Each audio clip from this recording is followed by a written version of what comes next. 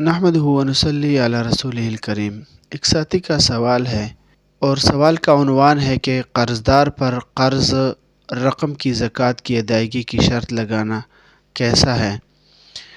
مطلب یہ ہے کہ اگر کسی کو قرض دیا ہے اور پھر واپسی کرتے وقت اس کو یہ کہے کہ آپ نے مجھے زکوٰۃ بھی دینی ہے تو اس کا کیا حکم ہے؟ الجواب حامداً و مسلیاً اما بعد۔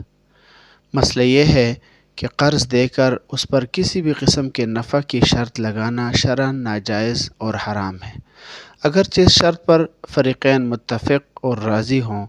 لہٰذا مذکورہ صورت میں آپ یعنی قرض خواہ کا مقروض کو پھر جب تک میرا قرض واپس نہیں کر دیتے تب تک اس پیسے پر زکوٰۃ تم اپنے ذمہ لے لو اور زکوٰۃ ادا کر دیا کرو کہہ کر اپنی قرض رقم کی زکوٰۃ کی ادائیگی کی شرط قرض دار پر لگانا شرعاً جائز نہیں ہے، بلکہ اس رقم کی زکوٰۃ کی ادائیگی آپ یعنی قرض دینے والے ہی پر لازم ہے۔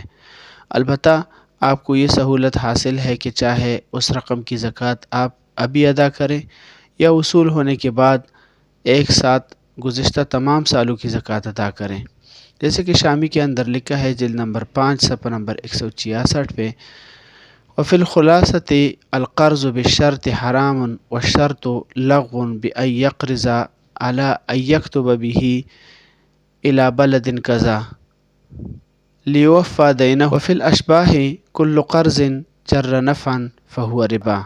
اسی طرح در مختار کا دوسرا حوالہ ہے جلد نمبر 2 صفحہ نمبر 261 پہ، اس میں بھی یہ پوری تفصیل موجود ہے۔ وما علینا الا البلاغ۔